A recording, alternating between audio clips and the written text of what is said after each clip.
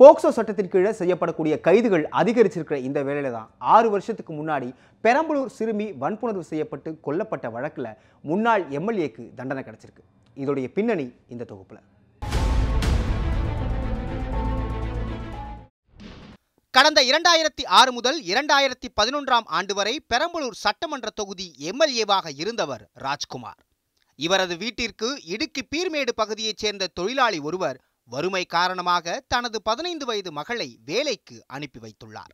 அதன் பிறகு பெற்றோரை அவ்வப்போது தொடர்பு கொண்ட சிறுமி தனக்கு இங்கே இருக்க விருப்பமில்லை என்றும் தனக்கு பல்வேறு கொடுமைகள் நடப்பதாகவும் கூறியுள்ளார்.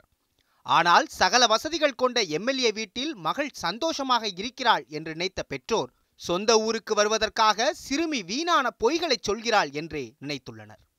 ஆனாலும் சில நாட்கள் கழித்து எம்எல்ஏ வீட்டில் மகள் எப்படி இருக்கிறாள் என்று தெரிந்து கொள்வதற்காக அவளது பெற்றோர் கேரளாவில் இருந்து புறப்பட்டு பெரம்பலூருக்கு வந்துள்ளனர். அப்போதுதான் சிறுமி மருத்துவமனையில் சுயநினைவு இல்லாமல் சடலம் போன்று கிடந்ததை பார்த்து அதிர்ச்சி அடைந்தனர். மேலும் சிகிச்சை பலனின்றி சிறுமி இறந்து போக கதறி அழுத பெற்றோர் இது குறித்து காவல் நிலையத்திலும் புகார் கொடுத்தனர். போலீசாரும் சந்தேக மரணம் என்று வழக்கு பதிவு செய்தே விசாரணை நடத்தியுள்ளனர். ஆனால் பிரேத பரிசோதனை அறிக்கையில் சிறுமி பாலியல் வன்கொடுமை செய்யப்பட்டது தெரியவர காவல்துறையினரே அதிர்ச்சியில் உறைந்தனர்.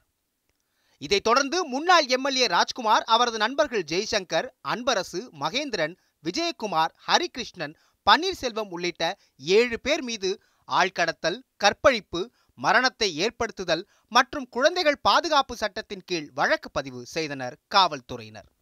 குற்றம் சாட்டப்பட்டவர்களில் ராஜ்குமார் முன்னாள் எம்எல்ஏ என்பதால் எம்எல்ஏக்கள், எம்பிக்கள் மீதான வழக்குகளை விசாரிக்கும் சென்னையில் உள்ள சிறப்பு நீதிமன்றத்திற்கு வழக்கு மாற்றப்பட்டது. இந்த வழக்கில் விசாரணை முடிவடைந்த நிலையில் நீதிபதி சாந்தி குற்றம் சாட்டப்பட்ட முன்னாள் எம்எல்ஏ ராஜ்குமாருக்கு 3 பிரிவுகளில் தலா 10 ஆண்டுகள் சிறை தண்டனை விதித்து தீர்ப்பளித்துள்ளார். அவருடைய நண்பர் ஜெய்சங்கருக்கும் 10 ஆண்டுகள் சிறை தண்டனை விதித்த நீதிபதி இருவருக்கும் 42,000 ரூபாய் அபராதமும் விதித்துள்ளார். இந்த வழக்கில் குற்றம் சாட்டப்பட்ட மற்ற 4 பேர் மீதான குற்றச்சாட்டுகளை காவல்துறை தரப்பில் நிரூபிக்கவில்லை என்பதால் அவர்களை விடுதலை செய்வதாக நீதிபதி தீர்ப்பளித்துள்ளார்.